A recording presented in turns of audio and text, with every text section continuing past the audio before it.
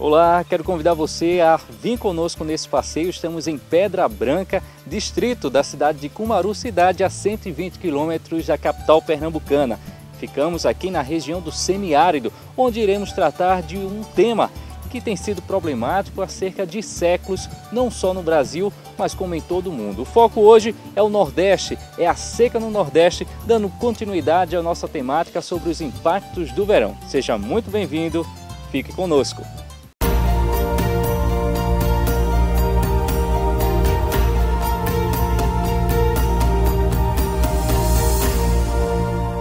A seca é um fenômeno climático causado por diversos fatores, como o falado El Niño, efeito que afeta as massas de ar de todo o planeta, assim como a distribuição de temperatura na superfície da água. Outro fator é a zona de convergência intertropical, que é o cinturão de ventos que está ao redor da Terra e próximo à linha do Equador. O período de estiagem da seca é longo, durando 6 meses e afetando tanto a população urbana quanto a rural. A umidade relativa do ar fica baixa durante o verão, mas nas regiões mais secas ela fica em torno de 19%, o que é considerado pelos climatologistas como estado de alerta.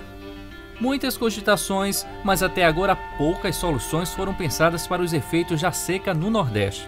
Um dos órgãos que busca essas soluções é a Articulação do Semiárido Brasileiro, ASA, que tem forte presença em ações governamentais. Mas quais os programas que estão sendo feitos para minimizar as consequências da devastadora seca? São muitos os projetos em busca de ajudar as populações que vivem no agreste de Pernambuco. Cidades como Muricuri, Exu, Lagoa do Carro, entre outras, viveram situações de emergência no ano passado. O professor Lucivânio Jatobá define o que é o período chamado de seca. O período de seca, que é comum aqui no Nordeste brasileiro, no semiárido, significa aqueles meses de verão, outono, início do outono, em que as chuvas não ocorrem. Então, quando as chuvas não acontecem no final do verão e início do outono, começa a se instalar uma seca. Mas essa seca é um fenômeno que é comum às áreas desérticas e, sobretudo, e de uma forma até piorada, no semiárido. Então, o semiárido é aquele tipo de clima que vai se caracterizar por irregularidades de chuvas. Eu digo, inclusive, que é muito mais fácil você conviver com o desértico, com o clima desértico, do que com o semiárido. Por quê? Porque com o desértico, o clima desértico, nós já sabemos o que vai acontecer. Agora, com o semiárido, não. Por exemplo, quem pode garantir que esse ano de 2014 será um ano chuvoso para o semiárido? Pode ser, pode não ser. Já um clima desértico, não. Nós temos uma certeza de que vamos ter 10 anos, 11 anos sem chuvas. Então, essa irregularidade pluviométrica, irregularidade de chuvas, é o que caracteriza principalmente o clima semiárido. Ele também fala a respeito da predominância desse clima no Nordeste. O clima que domina no Nordeste brasileiro é um clima semiárido, mas o Nordeste brasileiro tem umas singularidades climáticas muito interessantes. Por exemplo, em todo lugar do mundo, nós temos uma sequência que é mais ou menos a seguinte: nós temos um clima úmido, depois vem um semiárido e em seguida vem um deserto. Ou seja, essa sequência é vista na África, é vista na Ásia. Aqui no Brasil há uma anomalia nesse sentido. Por quê? Porque nós temos na zona da mata um clima quente e úmido, depois que nós entramos no agreste, no sertão, se instala um clima seco, e era o que era que se esperava, que logo depois viesse um deserto. Ao contrário, o clima que aparece é um clima equatorial, muito mais úmido do que o que se verifica na faixa oriental da região. Então, dentro do Nordeste existe esse bolsão que até chega ao norte de Minas, que é um bolsão semiárido, circundado por áreas úmidas. Então, essa é uma singularidade do Brasil e mais especificamente da região Nordeste. Ele opinou a respeito das opções adequadas para o Nordeste por conta dos impactos da seca. O clima semiárido nordestino é a fauna e, sobretudo, a flora. A flora é representada pelas caatingas, não é um tipo de caatinga apenas, mas nós temos diversidades de caatingas. Temos uma caatinga que é hipoxerófila, que é exatamente uma caatinga que dá mais na região do agreste, ela fica um pouco mais verde, o porte dos arbustos e até de algumas árvores é maior. Já quando se entra no semiárido mais severo, ou seja, no sertão, então a caatinga passa a ser considerada como hiperxerófila. Mas a singularidade da caatinga, das espécies arbustivas da caatinga, é que por uma defesa natural, as árvores perdem as suas folhas. Por quê? Porque há uma transpiração. As árvores transpiram.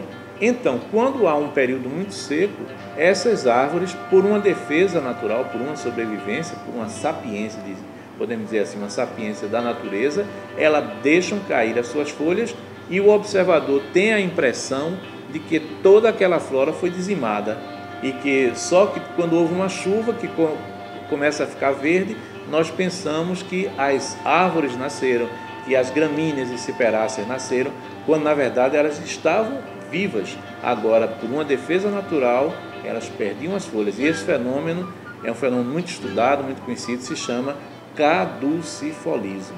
No Brasil, os primeiros registros de seca foram datados de 1583, em plena Idade Média, pelo padre Fernão Cardim. Nessa época, mais de 5.000 índios foram obrigados a fugir do Nordeste por conta da grande fome que se assolava na região. Grandes plantações foram perdidas, como as de mandioca e cana-de-açúcar. Outro episódio foi uma grande seca, dessa vez em 1720, ocorrida na então capitania do Maranhão, em que morreram quase toda a população de escravos. Várias foram as outras grandes secas que atingiram a população nordestina ao longo de mais de 500 anos. A mortalidade humana e animal causada pela seca foi grande durante toda a história do Brasil. Nós vamos a um rápido intervalo. Na volta, vamos conhecer mais das dificuldades enfrentadas pelos agricultores das regiões que sofrem com a estiagem. É rapidinho, você não perde por esperar.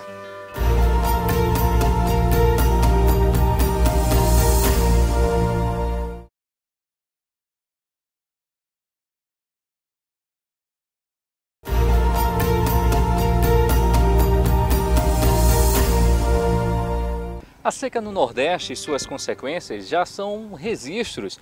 Por exemplo, em 2012 houve uma queda de 15% na agropecuária. Essa seca, que atinge o agreste sertão do estado de Pernambuco, já persiste por mais de 2 anos e é considerada uma das maiores desde os últimos 50 anos. Como falamos, a seca é um fenômeno climático que tem piorado bastante nos últimos anos. O aquecimento global é um dos grandes vilões que tem trazido devastações de grandes proporções no clima. Como é possível encontrar soluções para evitar o sofrimento dos sertanejos e outras populações que são atingidas pela seca?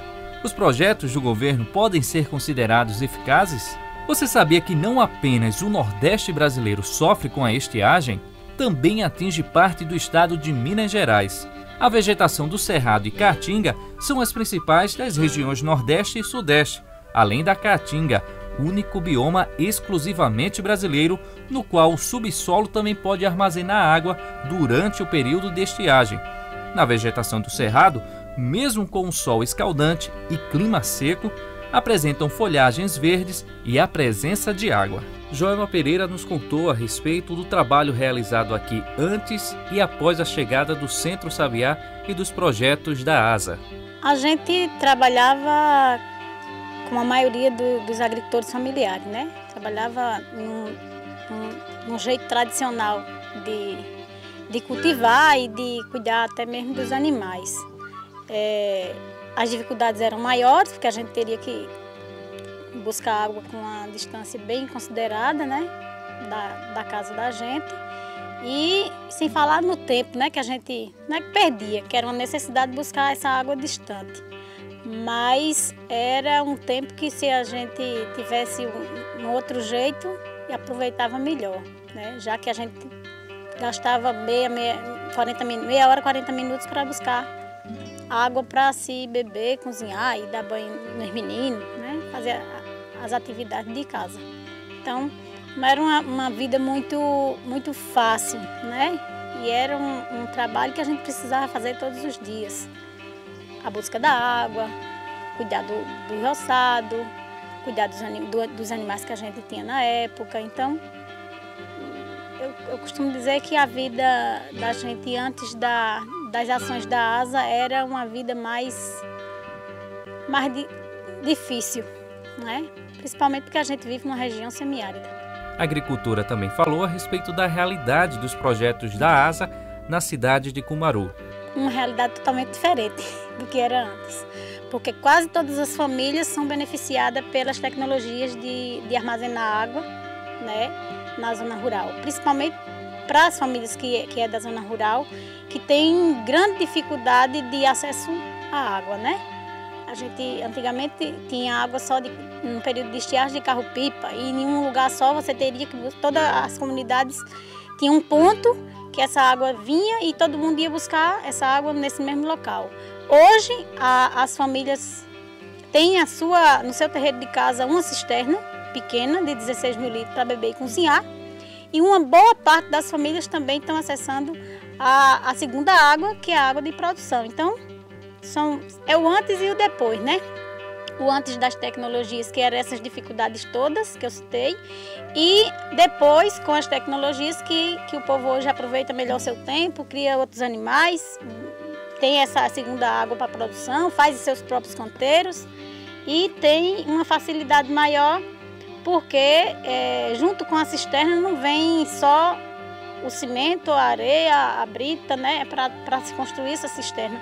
Vem também uma ação a mais, que é o conhecimento, né, que as famílias participam de um processo de capacitação, onde lá eles conhecem um pouco como é a realidade da terra, das coisas que eles fazem, mas que não dão muita importância e por falta de conhecimento também não valorizam. Então, a partir dessas tecnologias, eles também têm melhorado o seu jeito de ver a terra, de trabalhar com ela e de produção.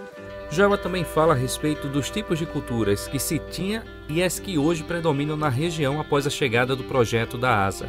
Eu vejo que as culturas mais plantadas e mais desenvolvidas pelas famílias agricultoras eram milho e feijão, que é plantio de ciclo curto, né?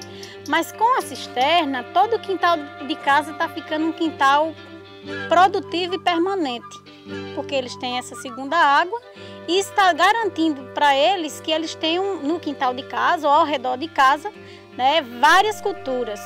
E isso não precisa ser só milho e feijão, né? Porque o milho e feijão sai, é uma cultura que tem um período pequeno para se tirar, para se colher, mas ficam as outras coisas, ficam as plantas medicinais, fica os canteiros econômicos que eles fazem ao redor de casa, fica os pés de fruteiras que eles já tinham, mas que no verão não dava nada porque não tinha essa água para colocar, e agora todo ao redor de casa tem um pé de acerola, tem um pé de laranja, tem um pé de goiaba, e isso a gente vê que é uma das coisas que eu considero muito boa. A agricultura falou de como é utilizada a água no período da estiagem. Primeiro a gente dá uma prioridade para a alimentação da gente, da família. Depois da comunidade, porque o excedente a gente vai vendendo para as pessoas na comunidade que já conhecem os produtos daqui de casa, da família, e que tem uma aceitação muito boa, né? Às vezes tem gente na fila de espera para alguns produtos para comprar. Então, eu costumo dizer o seguinte, que a gente tem comércio e consumidor para os produtos que a gente tem produzido, tem beneficiado, tem criado na questão dos animais. Mas ainda falta, eu acho que talvez também por conta dessa seca de 2 anos, mais alimento que a gente precise para beneficiar, por conta das diminuições que a gente teve que fazer na criação e tudo. Mas isso não dificulta a vontade que a gente tem de crescer novamente, de voltar ao nosso ponto auge, que eu costumo dizer que em 2011 foi o melhor ano da gente de vendas dos produtos beneficiados e produzidos aqui pela família. Ela falou a respeito dos impactos do verão na agricultura da região. Acho que um dos impactos que eu vejo que não é uma coisa boa, e a gente tem acostumado viver assim com essas consequências, é que período longo a falta de chuva, e eu acho que ainda muito a questão do que tem contribuído para esse período cada vez mais longo de chuva, o desmatamento, né? A gente vê muita gente ainda desmatando. E hoje a gente tem uma consciência diferente do que tinha antes, e eu vejo que as árvores chamam chuva, né?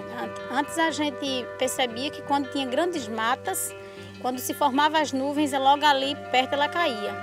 Hoje não mais. Hoje as nuvens se formam e eu vejo dessa forma. Não tem mata, não tem, a terra está totalmente descoberta, a temperatura muito alta, e o vento e as nuvens passam, vão-se embora e a água não cai.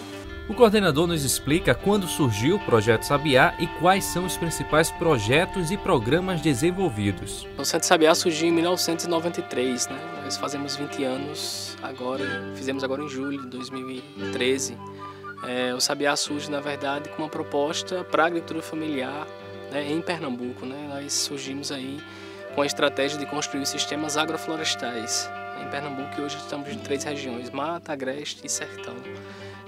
Os programas da ASA também, junto com a articulação surge em 99, né? Surge a partir da reivindicação de que o semiárido é um lugar que tem potencial, e o semiárido não é aquele lugar que a gente aprendeu na escola, que viu na televisão, um lugar de terra rachada, de gente que morre de fome, de lugar de miséria, mas não. O semiárido é um lugar que tem vida, um lugar que o povo vive feliz e que tem muito potencial. Então, o Sabiá compõe a ASA desde 1999, desde a sua fundação, né? 6 anos atrás a gente tinha...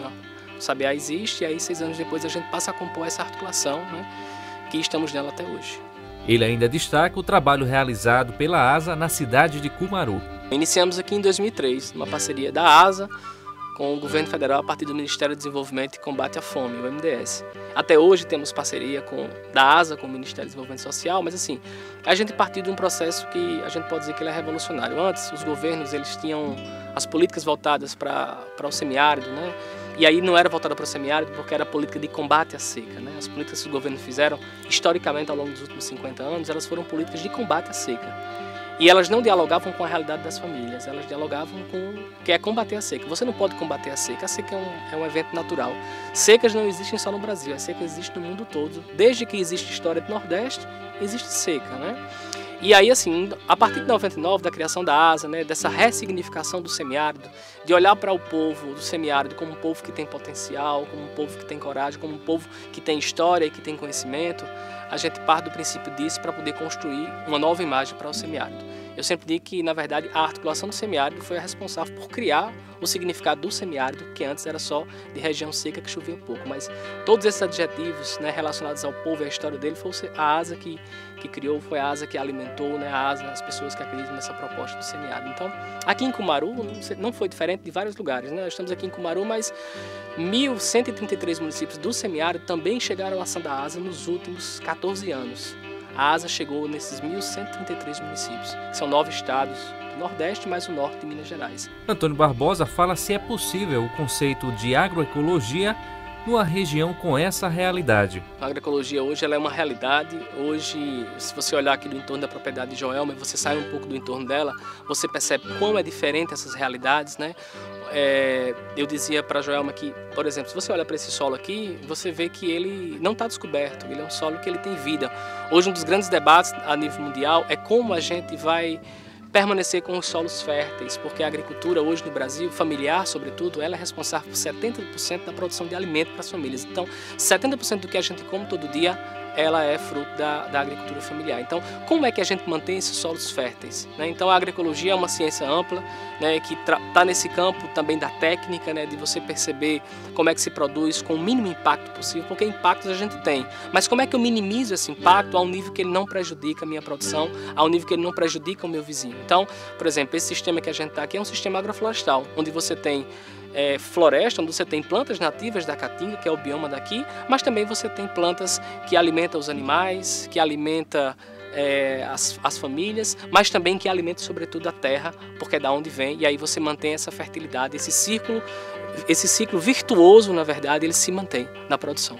O coordenador destaca também a variedade de cultura possível em regiões do semiárido. Isso se deve ao trabalho realizado pelo Centro Sabiá, em conjunto com a ASA, mas se deve sobretudo à família de Joelma e à família de muitas Joelmas que tem no semiárido, espalhadas nessa grande rede, que estão cultivando dessa forma, que acreditam nessa forma. Na verdade, os agricultores sempre acreditaram nisso, né? Essa cultura variada, essa coisa, ela sempre foi, na verdade, uma coisa comum na vida da agricultura familiar. Mas aí, em um determinado período da história, a gente tem, na verdade, uma coisa que os especialistas chamam de Revolução Verde, que é, na verdade, a entrada no campo dos agrotóxicos, dos insumos químicos, das máquinas, e aí começa um processo de monocultivo, né, e de destruição, na verdade, das plantas nativas, dos medicinais que as pessoas têm, para substituir, na verdade, por uma sua plantio, seja de mandioca, seja de feijão, seja de milho, seja de soja, enfim. E os agricultores sempre, na verdade, cultivaram essa diversidade. Então, essa grande diversidade que hoje se tem aqui em Joelma e se tem em vários lugares do semiárido, ela se deve sobretudo à experiência que as famílias têm acumulado, porque o que a ASA fez, o que o Sabiá faz, Anderson, é simplesmente resgatar esse conhecimento que as famílias têm. Claro, chama as universidades também para discutir sobre isso, do ponto de vista científico, como é que é essa resposta também que os sistemas agroflorestais, que o plantio em curva de nível, que as cisternas também têm dado. Então é dialogar, na verdade, os saberes, é o saber científico, mas também é o saber popular que as comunidades tradicionais têm há centenas de anos.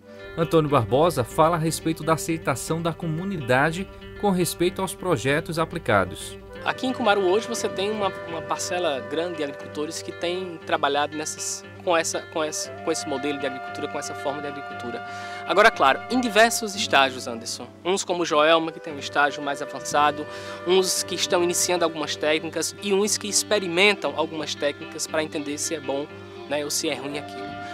Mas no semiárido você tem agricultores experimentando em todos os lugares, né? E aí, assim, de fato, se você olha para a agricultura familiar e você tem uma dificuldade enorme com terra, os agricultores eles aderem a essa forma, porque essa é uma forma de conseguir produzir alimento num pedaço de terra pequeno, com pouca água. Você não precisa de insumos químicos que custam muito dinheiro, que danificam o solo, danificam o ambiente e terminam danificando a saúde das pessoas. Então, você tem, na verdade, a gente sempre diz que o acolhimento dos agricultores, a receptividade das famílias, ela é fundamental para um bom desenvolvimento, para o sucesso de um projeto desse que a gente vem desenvolvendo. De uma ação, na verdade, a gente tem dito o seguinte: não é o projeto de cisternas, nós não somos construtores de cisternas, nós somos indutores de processo de melhoria de vida das comunidades rurais.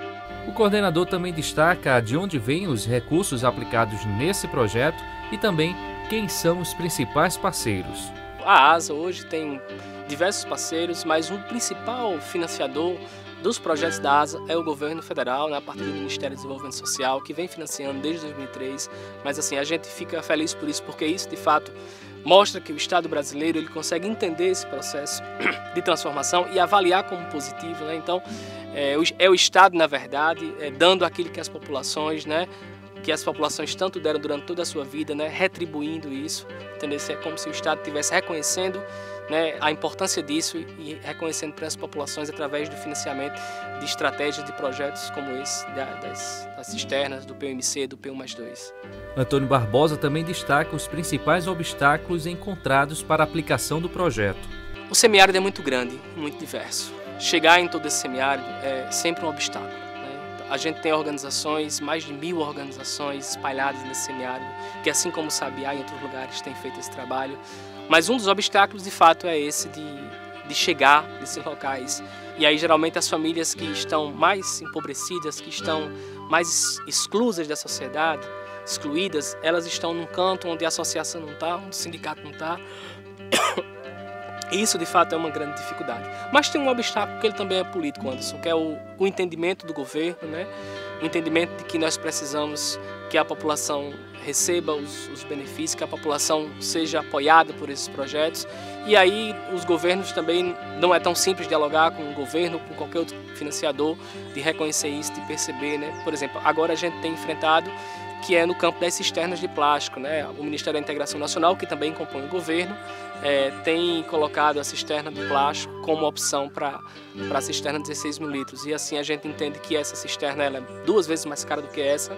Ela não aglomera, ela não acumula os processos organizativos das comunidades, porque ela vem no caminhão e é colocada ali, né? Então, o próprio governo que financia as cisternas, né, de placas, ele também financia as cisternas de 16 mil litros. Mas assim, a gente avalia que se você faz um balanço, né, é muito positiva essa ação junto com o governo, porque ela é muito longa, ela tem mais de 10 anos, então a gente avalia que isso é importante. Mas há obstáculos, os obstáculos a gente tem, a ASA, junto com os agricultores, junto com as organizações, a gente tem lutado e tem garantido, na verdade, que o semiárido ele tenha voz, ele tenha vez, né?